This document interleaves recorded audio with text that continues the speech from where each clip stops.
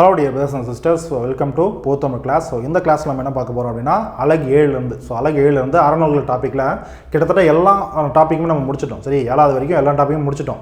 So கடைசி என்ன இருக்கு அப்படினா ஔவையாருடைய பாடல்கள். சரி, ஔவையாருடைய பாடல்கள் என்னென்ன இருக்கோ எக்ஸாம் பாயிண்ட் ஆஃப் வியூல புத்தகத்துல என்னென்ன இருக்கோ எல்லாத்தையும் நம்ம பார்க்க போறோம். நியூ புக் அதே போல ஓல்ட் புக்ல 6 to 10th என்ன இருக்கோ அத நம்ம பார்க்க போறோம். அதே போல எக்ஸ்ட்ரா இன்ஃபர்மேஷன் அதாவது 11th 12th இருக்கு அப்படினா நான் ஃபியூச்சர்ல வீடியோ கொடுக்க ட்ரை பண்றேன். சோ மத்தபடி நியூ புக்ல அதாவது 6 to 12th வரைக்கும் நியூ புக்ல என்ன இருக்கு ஔவையாரை பத்தி, அதே போல 6 to 10th ஓல்ட் புக்ல எங்கெங்கலாம் ஔவையாரை பத்தி இருக்கோ எல்லாத்தையும் நான் தொகுத்து ஒரே வீடியோல நம்ம கொடுத்துருக்கேன். சோ பார்க்கலாம். சோ ஔவையாருடைய பாடல்களை பொறுத்த வரைக்கும் பொதுவாகவே ஒரு நூல் இருக்குன்னா இல்ல ஔவையாருடைய பாடல்களோ ஒரு ஆசிரியரோ ஒரு நூலோ இருக்குன்னா பொதுவாக என்னது அதில் இருக்கக்கூடிய பாடலுடைய வரிகள் புரியுதா. ஸோ அதில் இருக்கக்கூடிய சொல்லும் பொருளும் அதோடைய பொருளின் அடிப்படையில் கொஸ்டின் கேட்கலாம். ஸோ இந்த மாதிரி தான் கொடுப்பாங்க. சரியா. ஸோ அதன் அடிப்படையில் எக்ஸாம்பிள் என்னென்ன இம்பார்ட்டனோ அதனால் பார்த்துருவோம். சரியா. ஸோ ஃபஸ்ட்டு பாருங்கள், 6ஆம் வகுப்பு நியூ புக்கில் ஃபஸ்ட்டு பார்க்க போகிறோம். ஸோ 6ஆம் புது புத்தகத்தில் மூதுரை கொடுத்துருப்பாங்க. சரியா. ஸோ மூதுரை நூல் யாருடையது? ஔவையாருடைய ஒரு நூல். ஸோ பாடல் என்ன? மன்னனும் மாசற கற்றோனும் சீர்தூக்கின் மன்னனின் கற்றோன் சிறப்புடையவன். மன்னருக்கு தன் தேசம் அல்லால் சிறப்பில்லை, கற்றோருக்கு சென்ற இடமெல்லாம் சிறப்பு. சரியா. படிக்கும்போது இதுக்கான பொருள் மேக்ஸிமம் நம்மளுக்கு புரிஞ்சிடும். பாருங்க, மாசற அப்படின்னா என்னது? மாசு, குற்றம். அப்போ மாசற அப்படின்னா குற்றம் இல்லாமல். சீர்தூக்கின் அப்படின்னா ஒப்பிட்டு ஆராய்ந்தால். புரியுதா? ஒப்பிட்டு ஆராய்ந்தால். தேசம் அப்படின்னா நாடு. இது சொல்லும் போலும் பார்த்துருமா. இப்போ அந்த பாடலுக்கான பொருள் என்ன பாருங்க. மன்னனையும் குற்றமில்லாமல் கற்றவனையும் சீர்தூக்கின் ஒப்பிட்டு பார்க்கும்போது ஆராயும் போது ஒப்பிட்டு ஆராய்ந்து பார்த்தால் மன்னனை விட கற்றவனே சிறப்புடையவன். புரியுதா? சிறந்தவன். ஏன்னா மன்னனுக்கு தன் நாடு இல்லை எனில், தன் நாடு இருந்தால் மட்டும்தான் அவனுக்கு சிறப்பு. நாடு இல்லை அப்படின்னா சிறப்பு கிடையாது. ஆனால் கற்றவருக்கு, கல்வி கற்றவருக்கு அவன் எங்கே போனாலும் சென்ற இடமெல்லாம் அவனுக்கு சிறப்பு. அப்போ மன்னனை விட கல்வி கற்றவன், ஒரு கல்வியாளன் சிறந்தவன், சிறப்புடையவன் அப்படின்றத ஔவையார் சொல்லியிருப்பாங்க. சரியா. ஸோ இப்போ நூல் குறிப்பு பார்த்துருவோமா. பாருங்க, ஔவையார் ஆசிரியர். இந்த மூதுரையுடைய ஆசிரியர் ஔவையார். மூதுரைன்னு என்ன? மூத்தோர் கூறும் அறிவுரை.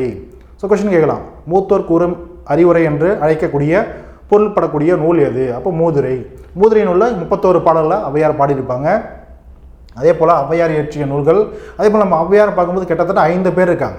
புரியுதா? எல்லாருமே சங்க காலத்தை சார்ந்தவங்க கிடையாது. காலத்தின் அடிப்படையில் வந்து பார்த்தோன்னா ஒரு 5 ஔவையார்கள் நம்ம பார்த்துருப்போம். அதில் வந்து பார்த்தோன்னா சங்க காலத்தை சேர்ந்த ஔவையார் ரொம்ப ஃபேமஸ். ஏன்னா நிறைய பாடல்கள் கிட்டத்தட்ட 59 பாடல்களை அவங்க ஏற்றிருப்பாங்க. அப்புறம் வந்து பிற்காலத்தில் கூடிய ஔவையாரும் வந்து பார்த்தீங்கன்னா ஒட்டக்கூத்தர் காலத்தில், ஸோ இந்த காலத்தில் இருக்கக்கூடிய ஔவையார் வந்து இருந்திருப்பாங்க. சரி, அதெல்லாம் நம்ம பார்த்துருப்போம். ஸோ அவங்க எல்லாத்தையும் தான் பார்க்க போகிறோம். ஸோ ஔவையார் இயற்றிய பாடல்கள், இந்த ஔவையார் இயற்றிய பாடல் வந்து பார்த்தீங்கன்னா ஆத்திச்சூடி, கொன்றை வேந்தன், நல்வழி, மூதுரை, சரியா, அசதிக்கோவை, இது எல்லாமே ஔவையாருடைய நூல்கள் அப்படின்றத பார்க்க போகிறோம். புரியுதாமா? So okay. ஸோ இதுதான் நூல்வெளி. அதுக்கடுத்து 8ஆம் வகுப்பில் புதிய புத்தகத்தில் ஔவையாருடைய பாடல், ஜஸ்ட் பாடல் மட்டும்தான் கொடுத்துருப்பாங்க. பாருங்க, சிறியிலை நெல்லி தீங்கனி, சிறியிலை நெல்லி தீங்கனி குறியாது ஆதல் நின்னகத்து அடக்கி சாதல் நீங்க எமக்கீந்தனையே. ஔவையாருடைய பாடல் வரி. அதாவது தன்னுடைய அரசன் யார்? ஔவையாருடைய அரசர் யார்? அதியமான். அதியமானுடைய அவை புலவர் தான் ஔவையார். புரியுதா? அப்போ என்ன சொல்றாரு? ஸோ அதியமான் ஒரு டைம் வெளியே போயிருக்கும்போது அவருக்கு ஒரு நல்ல என்ன சொல்றது, அதை சாப்பிட்டா நீண்ட ஆயுள் பெறக்கூடிய, நீண்ட நாள் வாழக்கூடிய ஒரு அதிசயமான ஒரு நெல்லிக்கனி. அதை மக்கள் எல்லாம் சொல்லுவாங்க இல்லையா.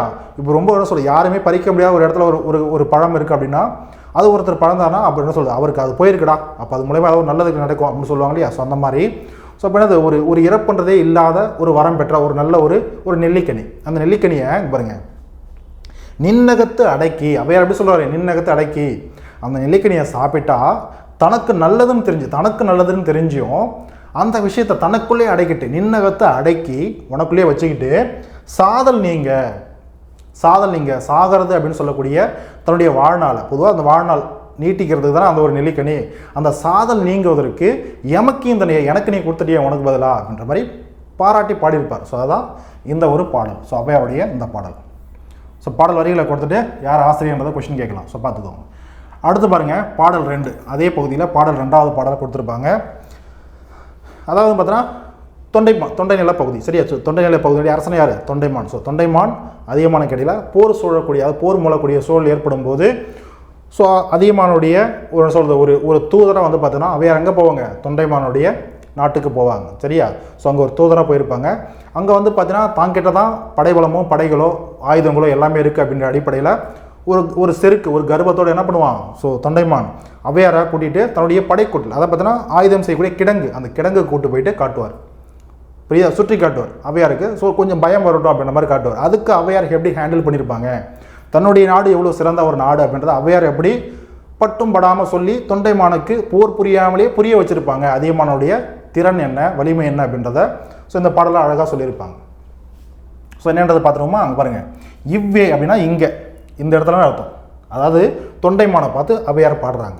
புரியுதா? ஸோ ஔவையார் சொல்கிறாங்க, இவ்வே பீலி அணிந்து, பீலி அப்படின்னா தோகை, என்ன தோகை? மயில் தோகை. புரியுதா? ஸோ ஆண் மயிலுடைய தோகை, அதான் பீலின்னு சொல்லுவாங்க. ஸோ பொதுவாக மயில் தோகை. அப்போ பீலி அணிந்து தோகை அணிந்து மாலை சூட்டி கண் திரள் நோன்காய். புரியுதா? கண்கள் நோன்காய் திருத்தி, எது? ஆயுதங்களை திருத்தி நெய் அணிந்து, ஆயுதங்களுக்கு நெய் அணிந்து பாருங்க, பல பலன்னு நெய் அணிந்து கடியுடையவன், கடினா காவல், நம்ம ஆல்ரெடி பார்த்துருப்போம். சரியா? கடினா காவல். அப்போ கடியுடை, அப்போ காவலுடைய வியன் அப்படின்னா அரண்மனை. புரியுதா? அப்போ காவலுடைய இந்த அரண்மனையில் நீ வச்சிருக்க. புரியுதா? அரண்மனை நகரத்தில் அதை அரண்மனையில் நீ வச்சிருக்க. ஆனால் அங்கே அப்படின்னு என்னது, இந்த அவங்க வச்சிருக்கக்கூடிய போருக்கு அவங்க ரெடி பண்ணிருக்கக்கூடிய எல்லா ஆயுதமும் பல பலன் இருக்குது, புதுசாக இருக்குது. அப்போ போரே பார்க்காத ஒரு ஆயுதங்கள் மாதிரி இருக்குது. ஆனால் ஔவையார் என்ன சொல்கிறாரு? அவ்வே அப்படின்னது அதியமானுடைய, தன்னுடைய அரசான அதியமானுடைய நாட்டில் அவ்வே பகைவருக்கு குத்தி, பகைவரை குத்தி போரில், அங்கே நிறைய போர் நடந்திருக்கு, அதில் குத்தி பகைவரை குத்தி கோடு நுதி, நுனியெல்லாம் வந்து சிதைந்து, ஆயுதனுடைய நுனியெல்லாம் சிதைந்து பாருங்க, கொல் அப்படின்னா கொல்லன், ஆயுதங்களை செய்வார்லையே அதான் கொல்லன். கொல்லனுடைய துறையினது ஆயுதம் சீர் செய்யக்கூடிய அந்த இடம் இருக்கும் இல்லையா? ஸோ அதுதான். ஸோ அப்போ கொல்லனுடைய துறைக்கு குற்றிலமாதோ அங்கே கிடக்குது அப்படின்ற மாதிரி சொல்லியிருப்பார். சொல்லிட்டு பாருங்க, உண்டாயின் என்னுடைய தலைவன், என்னுடைய மன்னவன், என்னுடைய வேந்தன், உண்டாயின், அதான் உண்டாயின்னா உண்டு ஆயின். புரியுதா? இருக்குது, உண்டுன்னா அது இருக்கிறது. புரியுதா? என்கிட்ட இருக்குது, என்கிட்ட உண்டுடா சொல்லுவோமா? அப்போ என்கிட்ட இருக்குது அப்படின்னா பதம் கொடுத்து, பதம்னா இந்த இடத்துல சொல்லுன்ற பொருள் தரும், ஆனால் இந்த இடத்துல உணவுன்ற இன்னொரு பொருளை தரும். புரியுதா? உண்டாயின் இருக்குது, தன்னுக்கிட்ட இருக்குது அப்படின்னா பதம் கொடுத்து, இல்லாதவங்களுக்கு உணவு கொடுத்து ஆதரிப்பான். அதே சமயத்தில் அவங்ககிட்ட உணவுன்றது இல்லை அப்படின்னா தான் வச்சிருக்கக்கூடிய உணவில் உடன் உண்ணுவான், பகிர்ந்து உண்ணுவான். அவ்வளவு திறன் படைத்த என்னது என்ன சொல்கிறது, இல்லோர் ஒல்கள் நாள் தலைவன், அவ்வளவு சிறப்புமிக்க தலைவன் என்னுடைய தலைவன், அதை என்னுடைய மன்னன். பாருங்க, அண்ணல்யம் கோமான், என்னுடைய தலைவன், என்னுடைய வேந்தன். புரியுதா? அப்படின்னு சொல்லியிருப்பாங்க. வைநுதி வேலே. ஸோ இது ஔவையாருடைய பாடல்கள். ஸோ இதான் அதுக்கான பொருள் கொடுத்துருக்க மாட்டாங்க, ஜஸ்ட் அதான் வந்து பார்த்தீங்கன்னா பொருள் பார்த்துக்கோங்க. சரியாம்மா? அதுக்கடுத்து 10ஆம் வகுப்பு புதிய புத்தகத்தில், ஸோ புதிய புத்தகத்தில் என்ன இருக்குன்னு பார்த்தீங்கன்னா ஒரு சின்ன 2 வரிகளை கொடுத்துருப்பாங்க. பாருங்க, வாயு வழக்கம் அறிந்து செறிந்தடங்கில் ஆயுள் பெருக்கம் உண்டாம். வாயுனா இந்த இடத்துல என்னது?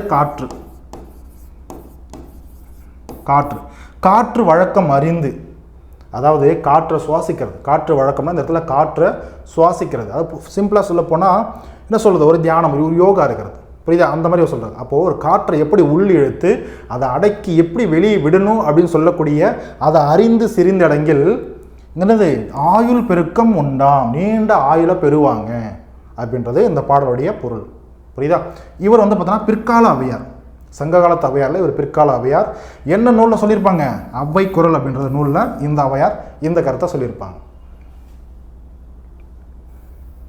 ஸோ அதுக்கப்புறம் பாருங்க, உலகமே வறுமையுற்றாலும் கொடுப்பவன் அதியன். அதியன்னா அந்த யாரை குறிக்குது? அதியமான குறிக்குது.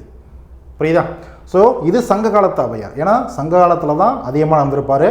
அவருடைய அவைப்புலவர் தான் சங்க காலத்து ஔவையார். சரியா? So okay fine. உலகமே வறுமையில் இருந்தாலும் கொடுக்குறவன் தான் அதியமான் அப்படின்றத சொல்லியிருப்பாங்க. அதடுத்து பார்த்தீங்கன்னா 12ஆம் வகுப்பில் ஒரு புதிய புத்தகத்தில் ஒரு பெரிய பாடல் ஒன்று இருக்கும். சரியா? இந்த பாடல் உங்களுக்கு புரியறதுக்கு முன்னாடி ஃபஸ்ட்டு காரணம்னா பொருள் பார்த்து வந்துருமா? வாயில் காவலனே புலவர்களாகிய எங்களை போன்றவர்களின் வாழ்நிலை வள்ளல்களை அணுகி அவர்த்தம் செவிகளிலே, அவங்களுடைய காதுகளில் அறிவார்ந்த சொற்களை துணிச்சலுடன் விதைத்து தாம் எண்ணியதை முடிக்கும் வலிமையுடையது. அந்தளவு வலிமையுடைய புலவர்கள் நாங்கள்லாம். அதே வேளையில் அவ்வள்ளல்கள் பற்றி தாம் எழுதிய கவிதையின் சிறப்பை அறிந்து பரிசளிக்க வேண்டுமே. வள்ளல்கள் இவ்வளோ சிறப்பான ஒரு கவிதைகளை இயற்றிட்டு தான் வருவாங்க. இப்போ 23ஆம் புலிகேசியில் பார்த்துட்டு வரோம் இல்லையா? ஸோ அந்த மாதிரி சரியா? அப்போ வள்ளல்கள்னாவே என்னது பாடல்கள் இயற்றி மன்னன்ட்ட கொண்டு போயிட்டு கொடுப்பாங்க, புகழ்ந்து பாடியிருப்பாங்க. புரியுதா? அப்போ இவ்வளோ சிறப்புமிக்க ஒரு பாடல்கள் இயற்றி இந்த புலவருக்கு ஏதாவது ஒரு பரிசு வழங்கணுமே, நம்மள்ட்ட என்ன இருக்குது, எதை வழங்கணும்னு சொல்லிய ஒரு என்ன சொல்கிறது, ஒரு ஃபீல் உண்டாகும் இல்லையா? ஸோ இல்லாமல் இருக்கலாம். ஒரு தன்னுடைய அந்த மன்னன்கிட்ட பொருள் செல்வம்லாம் இல்லாமல் இருக்கலாம். ஆனால் ஒரு அழகான ஒரு சிறப்புமிக்க ஒரு கவிதையை அந்த ஒரு புலவர் இயற்றி கொண்டு வந்திருக்கலாம். ஸோ அந்த ஒரு பாயிண்ட் ஆஃப் வியூ சொல்கிறார். அப்போ சிறப்பை அழிந்து பரிசீலிக்க வேண்டுமே என நினைந்து வருந்தும் தன்மையை கொண்டது. அவங்களுடைய கவிதைகளை சொல்கிறாங்க, அவங்களுடைய புலமையை சொல்கிறாங்க. பரிசிலர் அப்படின்னா இந்த இடத்துல குழந்தைகளை குறிக்கும். பரிசிலருக்கு வாயிலை அடைக்காத காவலனே. பொதுவாக வந்து பார்த்தீங்கன்னா அரண்மனை இருக்குது, அதில் வாயில் அப்படி இருக்குன்னா குழந்தைகளை விளையாடுவாங்க இல்லையா? அப்போ குழந்தைகள் வந்து பார்த்தீங்கன்னா அந்த அரண்மனை காவலர் என்ன பண்ணுவாங்க, தடுக்க மாட்டாங்க, விளையாடி போகிறாங்கன்னு விட்டுருவாங்க. ஆனால் மற்றவர்கள் போனால் விட மாட்டாங்க. ஸோ அதுதான் பரிசிலருக்கு வாயிலை அடைக்காத காவலனே விரைந்து ஓடும் குதிரையை கொண்ட நெடுமானஞ்சி. அதிகமான சொல்கிறாங்க, நெடுமானஞ்சி தன்னுடைய தகுதியை அறியானே. தன்னுடைய தகுதியை அறிய மாட்டானா அப்படின்னு சொல்கிறாங்க. அப்படின்னா ஏன் புகழ்ந்து சொல்கிறாங்க அந்த இடத்துல? எப்படி?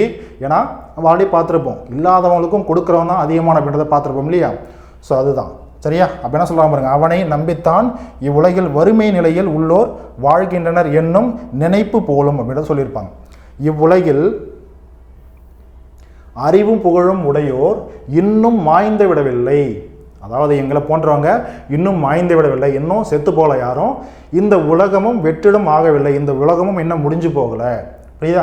எங்களை அறிந்து பரிசில் தர பல பேர் உள்ளனர். எங்களை போன்ற சிறந்தவங்களை அறிஞ்சுக்கிட்டு எங்களுடைய புலமைக்காக பரிசில் தர நிறைய பேர் இருக்காங்க. ஆகவே எம் யாழினை எடுத்துக்கொண்டோம். அது பார்த்தீங்கன்னா கருவிப்பை. அதான் வந்து பார்த்தீங்கன்னா நம்ம என்ன பார்த்துருப்போம், கலப்பைன்னு பார்த்துருப்போம் சொல்லும் போலும். ஆக்சுவலாக வந்து பார்த்தீங்கன்னா இதே மாதிரி கிளாஸில் கூட எங்கேயோ பார்த்துருப்போம். நம்ம எங்கேன்னு பார்த்துருப்போம்னா 11th 12th நம்ம சொல்லும் போதெல்லாம் பார்த்துருப்போம். சரி, அங்கே பார்க்காதவங்க அதை பார்த்துக்கோங்க. ஸோ கருவிப்பை, கலப்பை அப்படின்னாலும் கருவிப்பை அப்படின்னாலும் இந்த யாழை வைக்கக்கூடிய பை, அதான் கலப்பை என்ற பொருள் அங்கே கொடுத்துருப்போம். சொல்லும் பொருளும் கூட நம்ம பார்ப்போம். சரியா? சுருக்கி கொண்டு கட்டி கொண்டோம். என்ன சொல்கிறாங்கன்னா கடைசியாக மரம் வெட்டும் தச்சனின் தொழில், மரம் வெட்டக்கூடிய தச்சனுடைய தொழிலை கற்றுக்கிட்டு அவனுடைய பிள்ளைகள் காட்டுக்கு ஏதாவது மரத்தை வெட்டுவதற்கு போகிறாங்க அப்படின்னா அவங்களுக்கு ஏதாவது மரம் கிடைக்காமலே போயிடும். அதுபோல் சிறந்த கல்வி கற்ற கலைத்தொழில் மிக்க நாங்கள் எங்கே போனாலும், இவ்வுலகில் எந்த திசையில் போனாலும் எங்களுக்குன்னு உணவு கிடைக்காமலா போயிடும் அப்படின்ற மாதிரி சொல்லிடுறாங்க. புரியுதா? ஸோ அதுதான். ஸோ இந்த இடத்துல அந்த பரிசிலருக்குன்னு பார்த்தோமா, பரிசிலருக்கு அப்படின்றதுக்கு சிறுவர் அப்படின்ற ஒரு பொருளில் அந்த இடத்துல வந்திருக்கும். அதே போல் கல்விக்குன்ற இடத்துல கோடரி அப்படின்னு சொல்லக்கூடிய பயன்படுத்தியிருப்பாங்க. சரியா? ஏன்னா மரம் வெட்டுறவங்க கோடரி தானே எடுத்துகிட்டு போவாங்க வெட்டுறதுக்கு. அந்த இடத்துல புலவருக்கு அந்த இடத்துல எந்த மீனிங் வச்சு சொல்லியிருப்பாங்க, அவையார் கல்வி. மரம் வெட்டுறவங்களுக்கு எப்படி கோடாரி வந்து பார்த்தோன்னா முக்கியமோ அதே போல் புலவர்களுக்கு கல்வி முக்கியம். புரியுதா? அதை ஊமைப்படுத்தி சொல்லியிருப்பாங்க. போகும் திசை அப்படின்றது காடு. புலவருக்கு போகும் திசை அப்படின்றது இங்கே காட்டை நோக்கி போகக்கூடிய அந்த தச்சனுடைய பிள்ளைகள் இருக்காங்க இல்லையா, அவங்களுக்கு காடு, அவங்க போகக்கூடிய திசை காடு. புரியுதா? உணவுக்கு காட்டில் உள்ள மரங்கள். புலவர்களுக்கு உணவு, பசி பஞ்சம் பட்டினி உணவுன்றது தேவைப்படும். புரியுதா? அவங்க தச்சனுடைய பிள்ளைகளுக்கு என்ன வேணும், மரம் வேணும். புரியுதா? ஸோ அதை பார்த்துக்கோங்க. ரெண்டும் ஓமைப்படுத்தி சொல்லியிருப்பாங்க. ஸோ இது பாடலுடைய பொருள் ஃபஸ்ட்டு பார்த்துட்டோமா. இப்போ பாருங்களேன், வாயிலோயே ஆக்சுவலாக பாடலில் வந்திருக்கும். வாயிலோயே அப்படின்னா என்னது, வாயில் காப்போனின்னு அர்த்தம். அரண்மனை காவலர் இருப்பாங்க இல்லையா, கோட்டை காவலர், அதான் வாயில் காப்போனி. வள்ளியோர் அப்படின்னா வள்ளல்கள். வயங்கு மொழி அப்படின்னா விளங்கும் சொற்கள். வித்தி அப்படின்னா விதைத்து. உள்ளியது அப்படின்னா நினைத்து. உரன் அப்படின்னா வலிமை. வருந்தலை அப்படின்னா வெறுமையான இடம். காவினம் அப்படின்னா கட்டி கொள்ளுதல். கலன் அப்படின்னா அந்த இடத்துல யாழ். கலப்பை அப்படின்னா கருவிகளை வைக்கக்கூடிய பை. சரியா? மழு அப்படின்னா கோடரி. இதுதான் சொல்லும் போலும். ஸோ பாடல். ஸோ இந்த பாடல் வந்து பார்த்தீங்கன்னா என்ன திணையில் பாடப்பட்டிருக்குன்னா பாடாந்திணை. பாடாந்திணை என்னது, புறத்திணைகளை பார்த்துருப்போம். அதில் ஒரு வகை. ஒருவருடைய புகழ், வலிமை, கொடை, அருள் போன்ற நல்ல இயல்புகளை சிறப்பித்து கூறுவது ஆகும். அதான் பாடாந்திணை. அதிகமானுடைய சிறப்புகள் எல்லாத்தையுமே அவையார் என்ன பண்ணியிருப்பாங்க, சொல்லியும் சொல்லாமல் சொல்லியிருப்பாங்க. புரியுது? அவனுடைய சிறப்புகளை சொல்கிற மாதிரி சொல்லியிருப்பாங்க, இன்டெரக்டாக சொல்லியிருப்பாங்க. அதான் பாடாந்திணை. துறை என்ன துறைனா பரிசில் துறை. புரியுதா? இடம் அதான் துறை, பரிசில் துறை. பரிசில் துறை என்னென்ன, பரிசு வேண்டி வாயிலில் நிற்பதுக்கு பேர் தான் பரிசில் துறை. புரியுதா? So okay fine. ஸோ இதுதான் அந்த பாடல். ஜஸ்ட் நீங்களே படித்து பாருங்கள். ஸோ வாயிலோயே வள்ளியோர் செவி முதல் வயங்கு மொழி வித்தி தாம். புரியுதா? ஸோ உள்ளியது முடிக்கும் உரனுடைய உள்ளத்து வரிசைக்கு வருந்தும் இப்பரிசில் வாழ்க்கை பரிசிலருக்கு அடையா வாயிலோயே. ஸோ இது நம்ம பார்த்த பாடலுடைய பொருள் இருக்கு இல்லையா? ஸோ அதை வச்சு நீங்கள் கம்பேர் பண்ணி படிச்சிங்கன்னா ரொம்ப ஈஸி தான். இதை நான் எக்ஸ்பிளைன் பண்ணிவிடுவேன். என்னது நம்ம சொல்ல நம்ம இங்கே வந்து பார்த்தோன்னா பிஹெச்டி பண்ணுவோ ஒரு ரிசர்ச் பண்ணுவோ தீசிஸ் பண்ணுவோ இங்கே நம்ம வரல. புரியுதா? ஸோ அதை நம்ம பார்த்தது தான். நம்ம ஒன்று பார்த்தோம் ஒவ்வொரு லைனாக எக்ஸ்பிளைன் பண்ணிடலாம். ஆனால் நம்ம என்னது இங்கே நீங்கள் படிச்சுட்டு கீழே இருக்கக்கூடிய அந்த லைனை வந்து பார்த்து ஜஸ்ட்டு பார்த்தீங்கன்னாவே ஓகே இதுதான் சொல்ல வராங்கன்றது தான் அவன் ஈஸியாக தெரிஞ்சிடும் நம்மளுக்கு. புரியுதா? ஸோ ஓகேம்மா, நம்ம அடுத்த பாட்டுக்கு மூவ் ஆகி போகலாமா? So okay. ஸோ இதில் இன்னும் வந்து பார்த்திங்கன்னா நூல் குறிப்பு. ஸோ இந்த புலவர் அதியமானை பற்றி பாடினாவே அவர் சங்ககால ஔவையார் அப்படின்றத நம்ம பார்த்துருப்போம். ஸோ இவர் சங்ககால ஔவையார். இந்த பாடல் எங்கே இருக்குது? புறநானூறு நூலில் இடம்பெற்றிருக்கு. புறநானூறு நூலில் இடம்பெற்றக்கூடிய பாடல். ஸோ ஔவையார் அதியமானுக்கு தூது சென்றவர். இதுக்கு முன்னாடி நம்ம 10th ஸ்டாண்டர்ட் அந்த இதில் கூட பார்த்துருப்போம். புரியுதா? ஸோ இவ்வே பீலி அணிந்து அந்த பாடலில் கூட பார்த்துருப்போம், தூது போயிருப்பாங்க. ஸோ ஔவையார் அதியமானுக்காக தூது சென்றவர். அது மட்டும் இல்லாமல் அதியமானுடைய அவை புலவர். புரியுதா? ஸோ அரசவை புலவர். ஸோ இந்த நம்ம சங்ககால ஔவையார்னு சொல்லக்கூடிய இவங்க பாடிய பாடல்கள் மொத்தம் சங்க காலத்தில் 59. அதில் வந்து பார்த்தீங்கன்னா அகநானூரில் 4 பாடல், குறுந்தொகையில் 15 பாடல்கள், புறநானூரில் 33 பாடல்கள் பாடியிருப்பாங்க. அப்புறம் நற்றிணையில் 7 பாடல் பாடியிருப்பாங்க. கொஸ்டின் கேட்கலாம், சங்ககால புலவர் இல்லை ஔவையார் புறநானூரில் எத்தனை பாடல்களை பாடியிருக்காங்க, இல்லை நற்றிணையில் எத்தனை பாடல்கள் பாடியிருக்காங்க, குறுந்தொகையில் எவ்வளோ பாடியிருக்காங்க, அகநானூரில் எவ்வளோ பாடியிருக்காங்க, மொத்தம் எத்தனை பாடல்கள் பாடியிருக்காங்க, யாருடைய அரசவை புலவர், இந்த மாதிரிலாம் கொஷின்ஸ் வரலாம். புரியுதா? ரொம்ப ஈஸியான கொஷின்ஸ் தான். ஸோ தெரியாமல் போயிடக்கூடாது. ஸோ அதுக்கடுத்து 12th ஸ்டாண்டர்ட் அதே புதிய புத்தகத்தில் நல்வழி அப்படின்ற ஒரு தலைப்பு கூட கொடுத்துருப்பாங்க. சரியா? ஸோ அதுக்கு பெருசாக பொருள் இருக்காது. நம்ம என்ன பொருள்ன்றது நாமளே பார்த்துருப்போமே. பாருங்கள், ஆன முதலில் அதிகம், இந்த இடத்துல செலவானல். சரியா? விலவானல் கொடுத்துருப்பா, செலவானல். இந்த இடத்துல ஆன முதலில் அப்படின்னா முதல்லாம் உங்களுடைய இன்கம், உங்களுடைய என்னது ஒரு வருவாய். புரியுதா? ஆன முதலில் அப்படின்னா உங்களுடைய வருவாய் அதிகம் செலவானால், நீங்கள் வாங்குறது ஒரு வருவாயாக இருக்கும். நீங்கள் ஃபார் எக்ஸாம்பிள் ஒரு 10,000 ஒரு சம்பளம் வாங்குறீங்கன்னு வச்சுக்கோங்களேன். 10,000 ரொம்ப கம்மி தான் சொல்கிறேன். அதுவே இல்லாமல் கிராமப்புறத்தில் நிறைய பேர் இருக்காங்க இல்லையா? ஸோ அவங்களுடைய அன்றாட வாழ்வே 6,000 7,000 வந்தாவே ஒரு வாழ்க்கையில் கிராமத்தில் வாழ்க்கையை நடத்துருவாங்க. 10,000 ஒருத்தனுக்கு வருதுன்னா அவன் வந்து பார்த்தோன்னா ஒரு பெருமைக்காக ஒரு 12,000 ஒரு 15,000 செலவு பண்ணுறான் அப்படின்னா, அந்த மாதிரி தன்னுடைய வருவாய் தகுதியை மீறி ஆன முதலில் அதிகம் செலவானால், அளவும் செலவு பண்ணுறான் அப்படின்னா தன்னுடைய வருவாய் வரம்பை மீறி அவனுடைய வாழ்க்கை எப்படி இருக்குன்னா நல்லா பாருங்கள். இதுதான் ஔவையார் சொல்கிறார். மானம் அழிந்து போகும். ஃபஸ்ட்டு அவனுடைய மானம் கெடும். புரியுதா? மதிக்கெட்டு திரிவான், மதிக்கெட்டு போவான், அறிவில்லாமல் பண்ணி. ஏன்னா அறிவு இருக்குவான், தன்னுடைய தகுதியை தாண்டி என்ன பண்ண மாட்டான், இந்த வேலையை செய்ய மாட்டான். புரியுதா? அப்புறம் பாருங்கள், போன திசை எல்லாருக்கும், அவன் எந்த திசையில் போனாலும் எந்த ஊருக்கு போனாலும் அந்த இருக்கக்கூடிய மக்கள் அவனை கள்ளனாய் திருடனை பார்க்குற மாதிரியே பார்ப்பாங்க. இது 3வது. அதுக்கடுத்து பாருங்கள், 7 பிறப்புக்கும் தீயவனாயே வாழ்வான். 7 பிறப்புக்கும் தீயவனாகவே வாழ்வான். இந்த குணத்தோடு இருக்கவன் தன்னுடைய செலவையும் மீறி தன்னுடைய வருமானத்தையும் மீறி என்ன பண்ணக்கூடாது, அதிகமாக செலவு பண்ணக்கூடாது. ஏன்னா கடன் வாங்கி பண்ணக்கூடாதுன்னு சொல்லுவாங்க இல்லையா? அது ரொம்ப ரொம்ப நல்லது. அவங்க எங்கே கொண்டு போய் விடும் அப்படின்றது அது வாங்கினவங்களுக்கு தான் தெரியும். புரியுதா? பார்த்துக்கோங்க. ஸோ கடன் வாங்காதீங்க, இருக்கிறத வச்சு வாழ கற்றுக்கோங்க. புரியுதா? ஸோ இருக்கிறத வச்சு வாழ கற்றுக்கோங்க. வறுமையிலும் என்ன சொல்கிறது, நம்ம எவ்வளோ இருந்தாலும் சரி அதை எளிமையாக வாழ கற்றுக்கோங்க. நல்லது. சேமித்து வைங்க, வாழ்க்கைக்கு நல்லது. சரியா? ஸோ கடைசியில் நல்லா இருக்கும் பொல்லனாம் நாடு அப்படின்றது முடிச்சிருப்பாங்க. ஸோ இது ஔவையாருடைய பாடல். ஸோ இப்போ பழைய புத்தகத்தில் புறநானூறு நூல் வந்து கொடுத்துருப்போம். புறநானூறு அப்படின்னாவே சங்ககால ஔவையார் அப்படின்றத நம்ம பார்த்துருப்போம். பாருங்கள், இந்த இடத்துல ஒன்றோ அப்படின்னு கொடுத்துருப்பாங்க. பாருங்கள், ஒன்றோ அப்படின்றதுல தொடரும் சொல். தொடரும்னு சொல்லலாம் ஒன்றும் கிடையாது. இங்கே பாருங்கள், நாடாகு ஒன்றோ காடாகு ஒன்றோ. நாடாக இருந்தாலும் சரி காடாக இருந்தாலும் சரி, அடுத்தடுத்து வருது இல்லையா? அப்போ நாடாக இருந்தாலும் சரி அப்படின்னா அடுத்து இன்னொன்று தொடர போதும் அர்த்தம், இன்னொன்று ஏதோ சொல்ல போகிறாங்கன்னு அர்த்தம். அப்போ காடாக இருந்தாலும் சரி.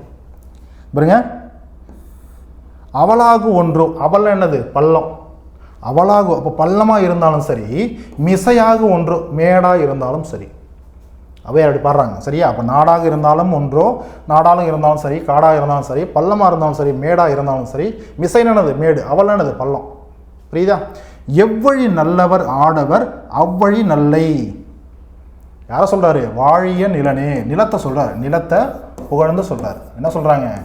நிலமானது காடாக இருந்தாலும் சரி நாடாக இருந்தாலும் சரி, அந்த நிலம் ஒரு காட்டில், அது காட்டு நிலமாக இருந்தாலும் சரி நாட்டு நிலமாக இருந்தாலும் சரி, அந்த நிலம் பள்ளமாக இருந்தாலும் சரி மேடாக இருந்தாலும் சரி, எந்த இடத்துல எந்த நிலப்பகுதியில் ஆடவர்கள் ஆண்கள் நல்லவர்களாக இருக்கிறாங்களோ அந்த இடத்துல அந்த ஊரில் அந்த இடத்துல அந்த நாட்டில் அந்த நிலமும் நல்ல நிலமாக இருக்கும் அப்படின்னு சொல்லிட்டு ஔவையார் சொல்கிறாங்க. அந்த மாதிரியான நிலமே வாழ்க அப்படின்னு சொல்கிறாங்க. சரியா? ஸோ அவ்வளோதான். ஸோ அப்போ இந்த இடத்துல என்ன சொல்கிறாங்க, ஆண்கள் நல்லவங்களாக இருந்தாங்களா அந்த இடமும் நல்லவங்களாக இருக்கும் அப்படின்றது ஔவையாருடைய கருத்து. சரியா? ஔவையாரோட சொல்கிறாங்க நம்மளுக்கு. ஸோ அப்போ அன்று அப்படின்னா தொடரும் சொல், நாடாகும் அன்று, அதான் பாருங்க, நாடாக இருந்தால் அல்லது அப்படின்னு சொல்லி தொடருது, அதான் தொடர் சொல். அன்றோனா ஒன்றோனா தொடரும் சொல். அவள் அப்படின்னா பள்ளம், மிசை அப்படின்னா மேடு, ஆடவர்னா ஆண்கள், அதாவது மனிதர்களை குறிக்குது. புரியுதா? ஆண்கள் மனிதர்கள், பொதுவாக மனிதர்களை குறிக்குது. நல்லை அப்படின்னா நல்லதாக இருக்கிறாய், அதாங்க நல்லைன்ற பாடல்லாம் வந்திருக்கும். சரியாங்க பாருங்க, அவ்வழி நல்லை. ஓகே. நிலமே நீ நாடாக இருந்தால் என்ன, காடாக இருந்தால் என்ன, பள்ளமாக இருந்தால் என்ன, மேடாக இருந்தால் என்ன, எங்கே ஆண்கள் நல்லவர்களாக இருக்கிறார்களோ அங்கே நீயும் நல்லவராக இருக்கிறாய், நிலமே நீ வாழ்க அப்படின்றது தான் அந்த பாடலுடைய பொருள். சரியா? அதுக்கப்புறம் வந்து பார்த்தீங்கன்னா ஔவையாருடைய தனிப்பாடல் திரட்டிலேருந்து கொடுத்துருப்பாங்க. ஸோ என்னென்னு பார்த்துலாமா? பாருங்க, கற்றது கைமண் அளவு, கல்லாதது உலகளவு. படித்தவங்களுக்கு சொல்கிறாங்க. யாருக்கு இது சொல்கிறாங்கன்னா படிக்காதவங்களுக்கு சொல்ல, முக்கியமாக நான் தான் படித்தவன், நான் தான் வந்து பார்த்தோன்னா பெரிய அறிவாளி, என்னை விட யாருமே வந்து பார்த்தோன்னா பெரிய ஆள் கிடையாது அப்படின்ட்டு யாரெல்லாம் எவெல்லாம் கர்வத்தோடு இருக்கானோ அவனுக்கு சொல்கிறது தான் இது. புரியுதா? என்ன சொல்கிறாங்க பாருங்கள், கற்றது கைமண் அளவு. அந்த மாதிரி இருக்கக்கூடிய பார்த்து ஔவையார் சொல்கிறது, நீங்கள் எவ்வளோ கற்றிருந்தாலும் சரி அது கைமண் அளவு தான். புரியுதா? கைமண் அளவு தான். புரியுதா? கல்லாதது இன்னும் உலகளவு இருக்குது, நீங்கள் படிக்க வேண்டியது இன்னும் நிறைய இருக்குது. புரியுதா? அதே போல் பாருங்கள், உற்ற களமடைந்தை, கலை மடைந்தை அப்படின்னா, மடந்தை அப்படின்னா பெண். புரியுதா?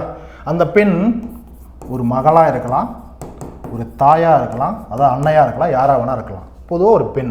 அப்போ கலை மடைந்தை அப்படின்றது யாரை குறிக்குது அப்படின்னா கலை மகளை குறிக்குது. சரியா? கலைமகள்ன்றவங்க யார்? சரஸ்வதி. சரஸ்வதி சொல்ல முடியாது, நம்ம கலைமகள் சொல்லுவோம், தமிழ் நம்ம சொல்லுவோம் கலைமகள் சொல்லுவோம். அப்போ கல்விக்கு உரித்தானவங்க, புரியுது, அறிவுக்கு உரித்தானவங்க யார்? கலைமகள். கலைமகளே இன்னும் என்னது ஓதுகிறாள், இன்னும் கலைமகளே இன்னும் படிச்சுக்கிட்டு தான் இருக்கா, கற்றுக்கிட்டு தான் இருக்கா. அதனால் அந்த கல்விக்கே உரிய கலைமகளே என்ன கற்றுட்டு இருக்கும்போது நாம் அதுக்குள்ளே எல்லாத்தையும் கற்றுட்டோம் பெற்றுட்டோம்னு சொல்லிட்டு கர்வத்தோடு தெரியக்கூடாது அப்படின்றது ஔவையார் ஆணி அடித்த மாதிரி சொல்கிறாங்க. அப்போ கற்றது கைமண் அளவு, கல்லாதது உலகளவென்று உற்ற கலைமடைந்தை ஓதுகின்றாள். புரியுதா? மெத்த வெறும் பந்தயம் கூற வேண்டாம். ஸோ இதெல்லாம் வந்து இப்படி இருக்கும்போது நாம் தான் எல்லாம் படிச்சுட்டோன்னு சொல்லிட்டு பாருங்கள், மெத்த, ஒரே நிமிஷம் சொல்லும் போலும் பார்த்து சொன்னோம்னா உங்களுக்கு என்ன ஈஸியாக இருக்கும். மெத்த அப்படின்னா மிகுதியாக, மெத்த அதாவது மிகுதியாக படிச்சிட்டோன்னு சொல்லிட்டு அடுத்தவனை கூப்பிட்டு பந்தயம் போடுறது, நீ படித்தவனா நான் படித்தவனு சொல்லி அதை கம்பேர் பண்ணுறது, அந்த மாதிரி குணம் பண்ணுறது யாருக்குமே இருக்கக்கூடாது. அது தவறு இல்லையா? புரியுதா? எவ்வளவு தான் படித்தவனாக இருந்தாலும் ஏதோ ஒரு இடத்துல சறுக்குவான். எல்லாம் கற்றவன் இந்த உலகத்தில் எவனுமே கிடையாது, அதாங்க சொல்லிட்டாங்க. புரியுதா? பாருங்க, மெத்த மிகுதியாக படித்தோன்னு சொல்லிட்டு பந்தயம் கூற வேண்டாம், பந்தயம் கட்டாதா, போட்டி போடாதப்பா அப்படின்னு சொல்கிறாங்க. சரியா? புலவீர் அப்படின்னா அது புலவர்களேன்னு அர்த்தம். புரியுதா? எறும்பும் தன் கையால் எண்சான், எறும்பு கூட தன் கையால் 8 ஜான், அதாவது எண்ணுனா 8ன்னு அர்த்தம். சரியா? 8 ஜான் தான் அப்படின்றத ஔவையார் யாரெல்லாம் படித்து நான் தான் பெரியாள்னு சொல்கிறாங்களோ கல்வியில் அவங்களுக்கு ஒரு கொட்டு வைக்கிற மாதிரி. So okay. ஸோ இவர் சங்ககால புலவர் ஔவையார் இல்லை. சரியா? இவர் சங்க காலத்தை சார்ந்தவர் இல்லை. எனது தனிப்பாடல் திரட்டு. புரியுதா? நம்ம அவர் அகநானூர்லேருந்தோ புறநானூர்லேருந்தோ நற்றினிலிருந்தோ நம்ம பார்க்கல. சரி, அதை பாருங்கள். அடுத்து சங்ககால ஔவையாருக்கு பிற்பட்டவர், அதாவது சங்ககால ஔவையார் அவருடைய காலத்துக்கும் பிற்பட்ட காலத்தில் வந்த ஔவையார் தான் இந்த ஔவையார். ஸோ இவங்க சங்க காலத்து ஔவையார் கிடையாது.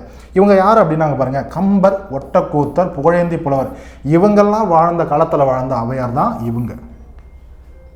சரியாமா? So okay. சொல்லும் பொருளும்ல கைமண் அப்படின்னா அது ஒரு ஜான் எனவும் பொருள்படும்.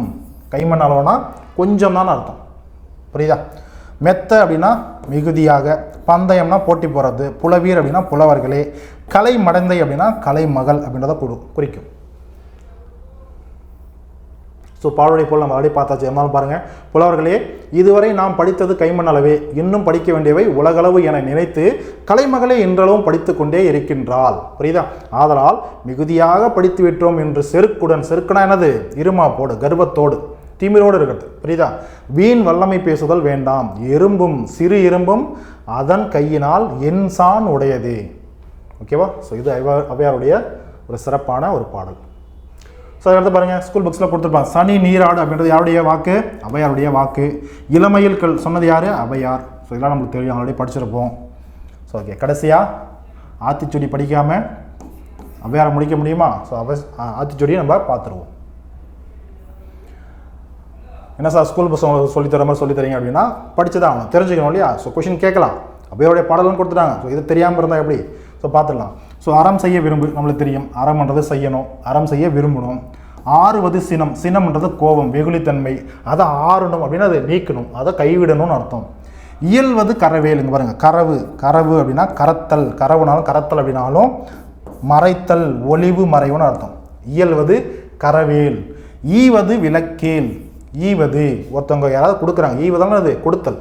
ஒரு ஃப்ரெண்டோ யாராவது ஒருத்தருக்கு கொடுக்குறாங்க, மற்றவங்களுக்கு கொடைத்தன்மையோடு ஏதாவது ஒன்று கொடுக்குறாங்க அப்படின்னா அந்த ஈவதை கொடுக்கறத விளக்கேல், அதை நம்ம போய் தடுக்கக்கூடாது, அது தவறு, புரியுதா? அப்போ கொடுக்கறத தடுக்கக்கூடாது. அப்புறம் பாருங்க, உடையது விளம்பேல். விளம்பேல் அப்படின்னா விளம்புனா பிறர் உணருமாறு தெளிவாக கூறு, உடையது விளம்பேல். ஊக்கமது கைவிடேல், ஊக்கமதை கைவிட்டுறாத. ஆக்சுவலாக ஏல் அப்படின்னா எதிர்ப்புன்னு அர்த்தம், செய்யாதன்னு அர்த்தம், அதை பண்ணக்கூடாது, எதிர்க்கணும், மறுப்பு தெரிவிக்கணும் அர்த்தம். ஆப்போசிட்டாக பண்ணுறது அதுதான். இங்கே பாருங்கள், இப்போ கைவிடேல், கைவிடு அப்படின்னா கைவிடுறதுன்னு அர்த்தம். விடியேல் அப்படின்னா கை விடாதேன்னு அர்த்தம், புரியுதா? எதிர்ப்பு தெரிவிக்கிறது. அப்போ ஊக்கம் அதை கை விடாதே, அதான் விடேல், புரியுதா? அடுத்து பாருங்கள், எண் எழுத்து இகழேல், இகழாத, வேண்டான்னு விட்டுறாத. எண் எழுத்தை என்ன பண்ணணும்? கற்கணும். ஏற்பது இகழ்ச்சி, இங்கே பாருங்கள், ஏற்பது இகழ்ச்சி. இகழ்ச்சின்றது நம்மளுக்கு தெரியும், சரியா? இகழ்ச்சின்னா என்னன்னு தெரியும் இல்லையா? ஸோ ஏற்பது இகழ்ச்சி. ஐயமிட்டு உன், ஐயம்னா இந்த இடத்துல பிச்சை, பிச்சை மற்றவங்களுக்கு கொடுத்துட்டு நீ அப்புறம் சாப்பிடுன்னு சொல்கிறாங்க. அதுக்கப்புறம் பாருங்கள், ஒப்புரவு ஒழுகு. ஒப்புரவு ஒழுகு, ஒப்புரவுனா என்னது? பிறருக்கு உதவி செய்கிறது, புரியுதா? ஊரோடு சேர்ந்து ஒற்றுவாகணும், பிறருக்கு உதவியும் செய்யுது. அப்போ ஒப்புரவு ஒழுகு. ஓதுவது ஒழியல், ஓதுவதுனா படிக்கிறது, கல்வி கற்பது. அப்போ ஓதுவது ஒழியல், படிக்கிறத விட்டுறாத, ஒழியேல் அப்படின்றத சொல்கிறாங்க, விட்டுறாதான்னு சொல்கிறாங்க. அவ்வியம் பேசல், அவ்வியம் அப்படின்னா பொறாமை. அவ்வியம் அப்படின்னா பொறாமையோடு, அடுத்தவங்க மேலே பொறாமைப்பட்டு பேசாத. ஆக்சுவலாக அழுக்காருன்னு சொல்லக்கூடிய இன்னொரு பொருளும் இருக்கு இல்லையா? ஸோ ஓகே, அவ்வியம் அப்படின்னாலும் அழுக்காறு அப்படின்னாலும் பொறாமை குறிக்கும். அப்போ பொறாமையோடு பேசேல், பேசாதன்னு சொல்கிறாங்க, புரியுதா? So okay. ஸோ கரவு, கரத்தல் அப்படின்னா மறைத்தல், ஒளிவு மறைவுன்னு அர்த்தம். ஏல் அப்படின்னா எதிர்க்கிறது, வேறுபடுதல்னு அர்த்தம். அந்த கருத்துலேருந்து வேறுபடுறது, ஆப்போசிட்டாக இருக்கிறது, எதிர்ப்பு தெரிவிக்கிறது. ஸோ அதுக்கு எதிராக செய்கிறது. விலக்கு அப்படின்னா நீக்கு. விளிம்பு அப்படின்னா என்னது? விளம்பு அப்படின்னா பிறர் உணருமாறு கூறுதல். ஐயம் அப்படின்னா பிச்சை. ஒப்புரவு அப்படின்னா ஒற்றுமையாக இருக்கிறது, பிறருக்கு உதவுதல். ஒழுகு அப்படின்னா ஊரோட ஒத்து போதல்னு சொல்ல முடியாது, அதுதான் பொருந்துதல், ஊரோட பொருந்தி வாழுதல். ஓது அப்படின்னா சொல்லுதல், படித்தல்னு அர்த்தம். அவ்வியம் அப்படின்னா அழுக்காறு அப்படின்னா பொறாமைன்னு அர்த்தம், சரியா? ஸோ அவ்வளோதாம்மா. So fine. ஸோ புரிஞ்சிருக்கும்னு நினைக்கிறேன், பிடிச்சிருக்கும்னு நினைக்கிறேன். ஸோ ஔவையாரை பார்த்தீங்கன்னா ஔவையார் பாடல்கள் 6 to 12 புது புக்கில் என்னென்ன எங்கெங்கே இருக்கோ அதையும், 6 to 10 ஓல்டு புக்கில் எங்கெங்கே இருக்குதோ அதையும் அழகாக நம்ம பார்த்துட்டோம். ஸோ இதை மட்டும் நீங்கள் நோட்ஸ் எடுத்து வச்சுக்கிட்டா போதும், இதை நீங்கள் ரிவிஷன் பண்ணாவே போதுமானது, சரியா? ஸோ மறுபடியும் நம்ம அதே போல் சார் இவ்வளோ பாடல்கள் எழுத முடியல அப்படின்றவங்க தயவு செஞ்சு முடிஞ்ச வரைக்கும் ஒரு புத்தகம் இருக்குன்னு வச்சுக்கோங்களேன், நீங்கள் ஷார்ட்டாக வச்சுக்கணும் அப்படின்னா ஒன்று அந்த பேஜை கட் பண்ணி வச்சுக்கோங்க, புரியுதா? ஒன்று அந்த பேஜை கட் பண்ணி வச்சுக்கோங்க, இல்லை முடிஞ்ச வரைக்கும் எழுத ட்ரை பண்ணி பாருங்கள். சரி, முடிஞ்ச வரைக்கும் எழுத ட்ரை பண்ணுங்கள். ஸோ அழகாக நோட்ஸ் எடுத்துக்கோங்க. மறுபடியும் நம்ம அடுத்த ஒரு வீடியோவில் அடுத்தோட புது டாப்பிக்கோட பார்க்கலாம். ஏன்னா அறநூல்கள் டாபிக் வந்து நம்ம ஃபுல்லாக முடிச்சிட்டோம், புரியுதா? ஸோ அதே போல் வந்து பார்த்தீங்கன்னா திருக்குறள் தனியாக போயிட்டுருக்குது. அதே போல் யூனிட் 7 இன்னும் நிறைய டாபிக்ஸ் இருக்குது. இன்னும் வந்து பார்த்தீங்கன்னா நிறைய டாபிக்ஸ், தமிழ் பணி சார்ந்து, தமிழ் சான்றோர்கள், இந்த மாதிரி நிறைய டாபிக்ஸ் இருக்குது. அப்புறம் தமிழும் தன்மை, அது மொழியோடைய சிறப்பு. ஸோ இதெல்லாம் வந்து தனித்தனியாக ஒரு டாபிக் இருக்குது. ஸோ அதை சார்ந்து அடுத்தடுத்த வீடியோஸ்லாம் உங்களுக்கு வரும், தயவு செஞ்சு ஃபாலோ பண்ணிக்கோங்க. மறுபடியும் நம்ம அடுத்த ஒரு வீடியோவில் பார்க்கலாம். ஸோ தேங்க்யூம்மா, தேங்க்யூ.